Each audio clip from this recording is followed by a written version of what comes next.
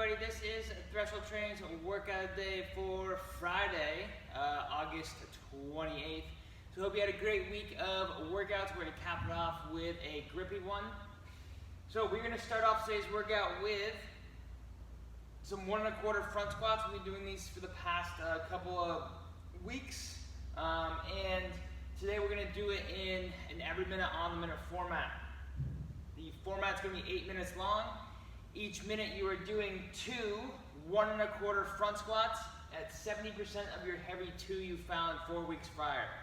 Essentially, we want this load to be moderately challenging, and challenging because the rest period that you'll get off the minute won't be very much. So by the time you're done 1 1/4, or the 2 front squats rather, you'll probably have about 40 to 45 seconds of rest.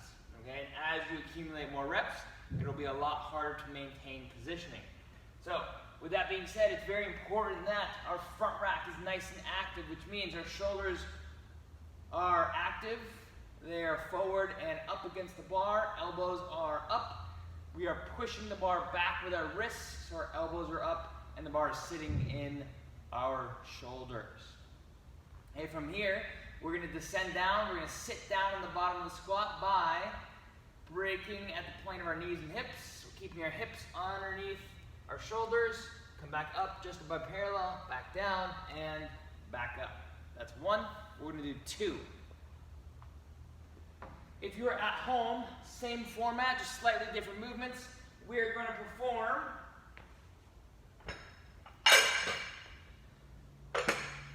4 cyclist squats. So we have a little bit of a riser for our heels. We have dumbbell right here. We're going to go down and up 4 times. Then we're going to sit on the wall for a 20-second wall sit. We will then rest in the time remaining of the minute and go through 8 total times. Okay. So from there, we're going to go to our conditioning portion of the day. This is essentially interval style body of work. Every 5 minutes for 4 sets, we're going to do the following 3 movements. We're going to start out with a 400-meter run, then 12 pull-ups or 12 ring rows, and then a 60-meter dual dumbbell or kettlebell farmer's carry. Okay, so we will have laps of 20 meters for you to accumulate. You will go down and back for 20 meters if you're in person. If you're at home, you can do 60 steps with 2 weights, one in each hand, or marches in place if you don't have a good distance to cover for 60 meters. So 60 steps works just as well. So the design of this workout is to go hard on the run, ease up on the pull-ups and the farmer's carry, rest, and repeat.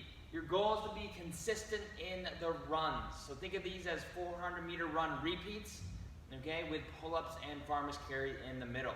And the pull-ups and farmer's carry shouldn't necessarily tax your heart rate too much, maybe the pull-ups, but it should just tax your grip. Okay, so it's really a grip endurance workout on the back end. For pull-ups, we're going to scale to ring or bar rows.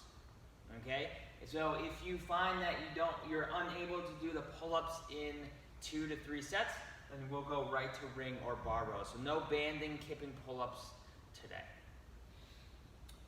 For the farmer's carry movement looks like this. 2 weights in either hand. Again, you will walk 60 meters. The goal is to keep shoulders down and back, and we're walking at a normal walking pace, not walking the tightrope or anything similar, or leaning forward or going backwards as we walk. Okay. Couple other things movement-wise for the run. Let's make sure we are on our toes and we have a nice quick cadence. Okay, we're gonna practice a little bit of this, some of this in warm-up to make sure that we are bouncy off the ground, that we're not kind of flat on the heels.